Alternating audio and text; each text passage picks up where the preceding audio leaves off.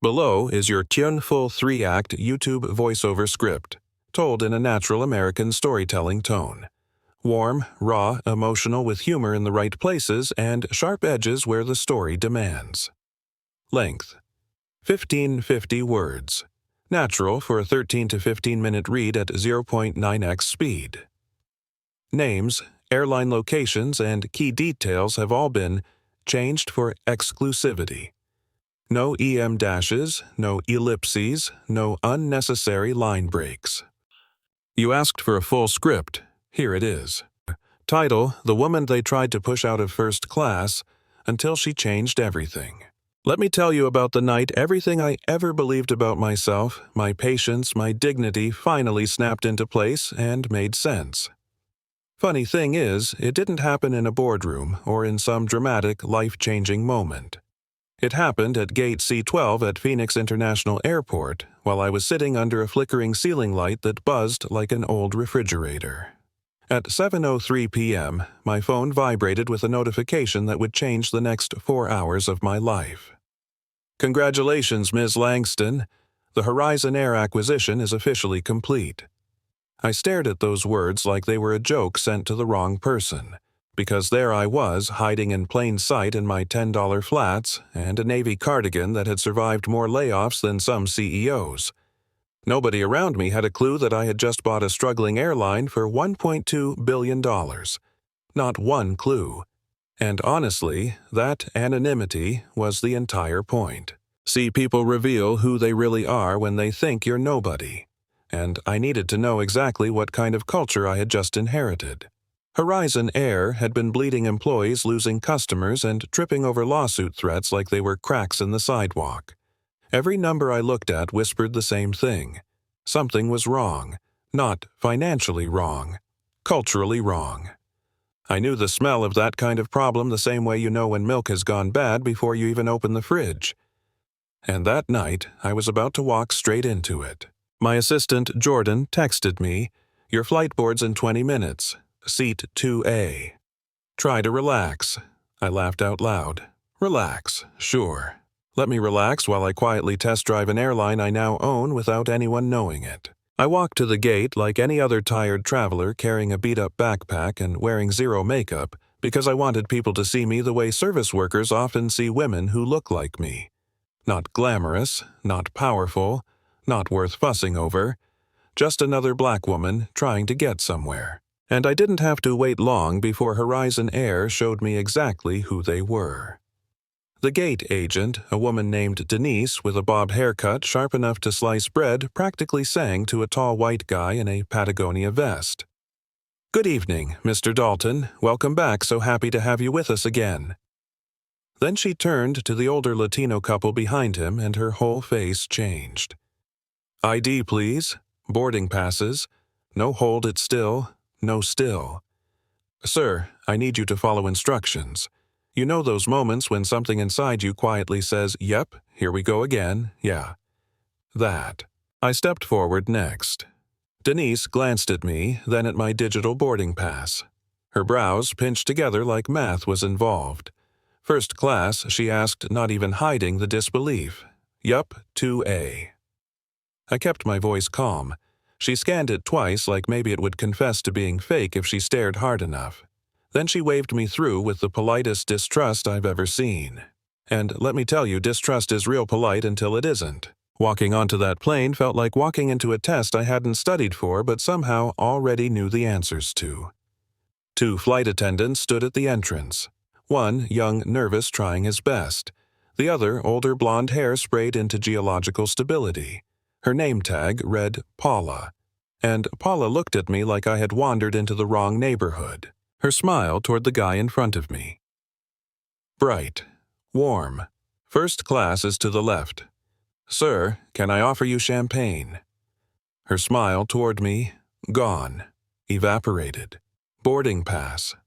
She said not a question, not a greeting, just an order. I held it up. She grabbed my phone like she was checking for counterfeit money and then frowned at the screen. 2A. That seat. Her voice had a question mark in it that did not belong there. I didn't even get to respond before she muttered to the younger attendant, "Check the manifest again." Something is off. I wasn't off. Her assumptions were. But then I reached row 2 and stopped dead in my tracks, because my seat was already occupied. Sprawled out like a man on vacation was a guy wearing cargo shorts and sunglasses indoors at night. He had his shoes off, feet up, talking loudly on his phone like he was broadcasting to the whole cabin. And the second he saw me standing there, he didn't even lower the phone. "Can I help you?" he asked like I was disturbing him in his living room. I smiled tightly. "Yes, you're in my seat." He snorted. "No, sweetheart, this is 2A. Been here for 20 minutes. Maybe check yours again." And right on cue, Paula swept in beside him like a mother hen defending her chick.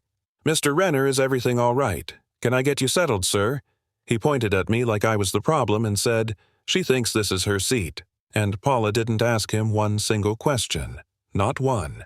She turned straight to me. "Ma'am, there must be a mistake. This seat is taken. We can find you something else." Something else turned out to be row 14 in premium economy. A $300 downgrade for the low price of my dignity. And when I politely refused when I calmly repeated that I had paid for 2A, Paula crossed her arms and delivered the line that lit the fuse inside me. "Maybe someone booked the wrong ticket for you. It happens. People get confused about first class sometimes." Confused. Yeah. I felt my jaw tighten. I kept my voice low. "Show me his boarding pass." She looked offended. Our elite members do not always carry printed passes. That was not the answer to my question. "Mr. Renner, would you mind showing yours?" I asked. He suddenly looked real busy tying his non-existent shoelaces. Paula stepped between us. "Ma'am, you're causing disruption.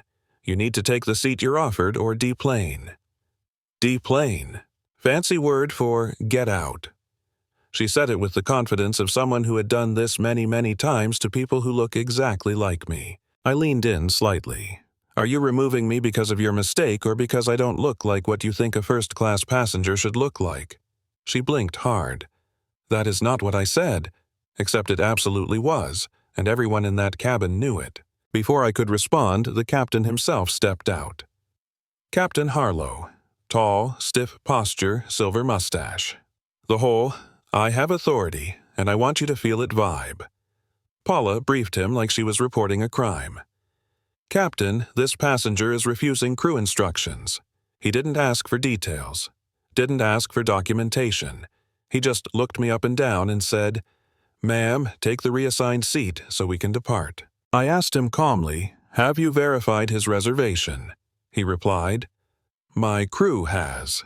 I asked again. He avoided the question again. And that's when I knew. This wasn't incompetence, this was pattern. And I was done pretending it wasn't happening. So I pulled out my phone. Hit call.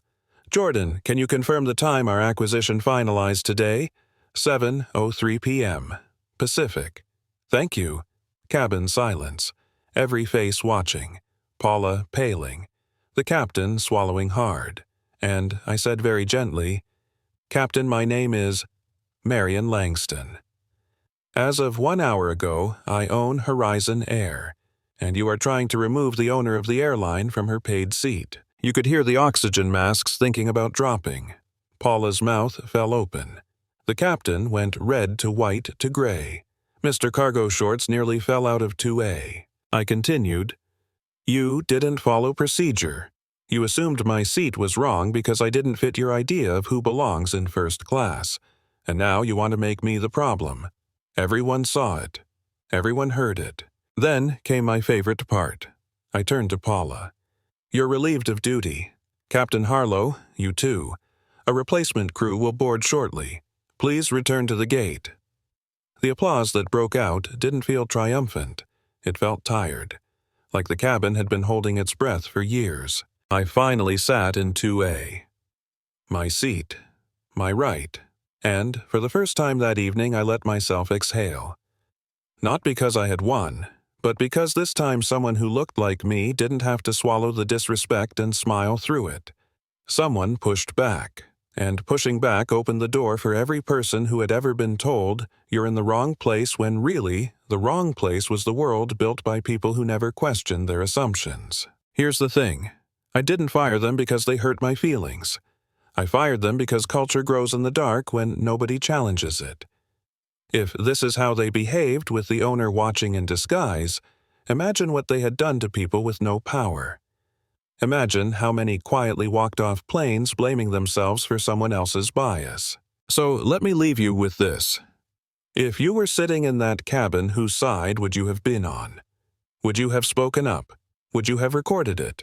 Or would you have looked away? Because this stuff doesn't change when companies change. It changes when people decide they're done letting bias slide by. In the name of being polite. Call to action. If this story made you feel something or reminded you of something you've seen, drop a comment. Tell me whose side you're on. Tell me whether the crew deserved to be fired. Tell me if you think I went too far or not far enough. And if you've ever been judged by how you look instead of who you are, share your story. Your voice might be exactly what someone else needs to hear today. Like the video, subscribe, and hit the bell if you want more real stories about power, justice, and the moments that push us to finally stand up. If you'd like, I can also create a thumbnail prompt, SEO title, description, or shorter TikTok cut of this script.